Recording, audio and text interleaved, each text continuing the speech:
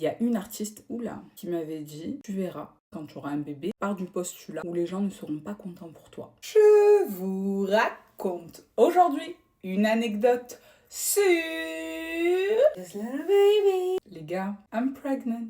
Je sais pas vraiment par où commencer. Je pense que dans un premier temps, je vais vous dire merci. Je ne m'attendais absolument pas à recevoir autant de commentaires, de messages. J'ai vu l'implication, à quel point vous étiez heureux pour moi. Au moment où je filme cette vidéo, je ne connais pas le sexe du bébé, même si je suis à quasiment 7 mois. Mais si j'en crois vos commentaires, j'attends un bébé hermaphrodite. J'avais le même ventre que toi, c'est sûr, tu attends une fille. Oh, on a le même ventre. Et moi j'ai eu un garçon. On va attendre la gender reveal pour savoir qui d'entre vous avait raison. Il y a que l'artificier qui est au courant. J'ai mis autant de temps à l'annoncer parce que j'avais besoin de vivre ma grossesse comme je l'entendais. Mais ça, je prendrai le temps de vous le raconter en détail dans une story time spécialement dédiée. J'ai filmé les réactions de mes proches. J'ai fait une annonce particulière à chaque fois pour chacun. Tout début, j'avais peur que ça sorte. J'ai été admise à l'hôpital. Toutes les infirmières, vraiment le service de nuit, elles étaient adorables. Mais elles m'ont toutes reconnue. Pas maquillée, pas coiffée. C'est ma voix qui m'a cramée. Mais bon, elles ont été tellement professionnelles que ça n'a pas du tout fuité. Ça risque d'être de plus en plus dur à camoufler. J'ai de plus en plus de rendez-vous. Je préférais vous l'annoncer en ce début d'année. Il y en a une qui m'a dit, si tu as besoin de conseils, j'ai eu 3 enfants. Ça m'a trop touchée. Et là, je me sens encore plus libre de vous en parler, de vous poser des questions sans paraître un peu bête. Donc je commence dès maintenant.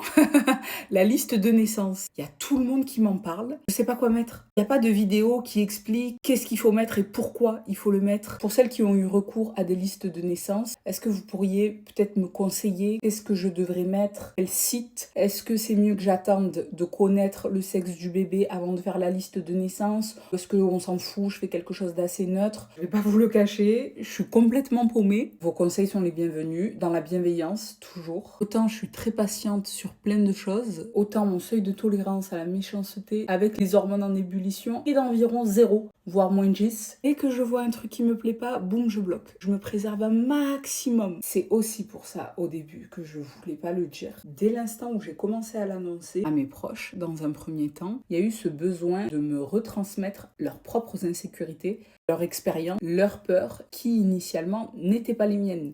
Bon courage avec les nausées. Alors que les gars, en 6 mois, si j'ai vomi 5 fois, c'est le bout du monde. Il y a une artiste, oula, qui m'avait dit, tu verras, quand tu auras un bébé, si tu décides de l'annoncer, publiquement ou non, pars du postulat où les gens ne seront pas contents pour toi. Surtout, observe qui ne te félicitera pas, mais qui va regarder toutes tes stories, qui va tout regarder. Et depuis, je fais que ça.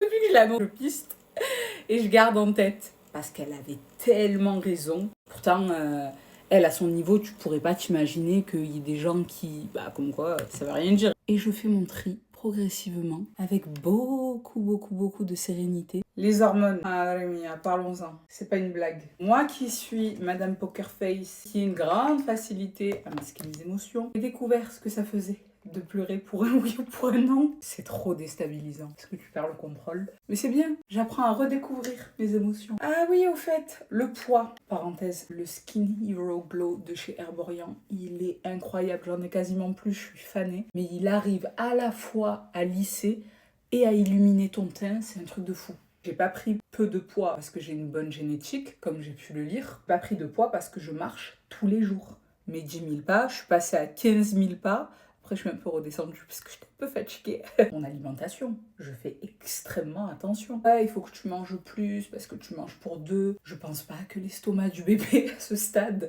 il soit aussi gros que le mien. Souvenez-vous, j'ai quand même perdu 12 kilos l'année dernière. No offense, chacun fait comme il veut. Si vous voulez kiffer pendant votre grossesse, grand bien vous fasse. Pareillement de mon côté. Si j'ai pas envie de prendre du poids, mais pas me dire, ah, tu peux manger des fast-food, des pizzas. Il faut aussi que je fasse mes tests make-up pour ma gender reveal. Je sais pas trop encore si je vais me mettre en rose ou alors en bleu. J'aimerais bien, moi, me mettre en bleu et mon amoureux en rose. Mais bon, ça va être tout un débat. Le pilate, évidemment, ça m'aide à m'assouplir, à garder la forme. Comme c'est pas du tout un contenu que j'ai l'habitude de faire, je sais pas trop de quoi vous parler, de quoi pas vous parler, je sais pas.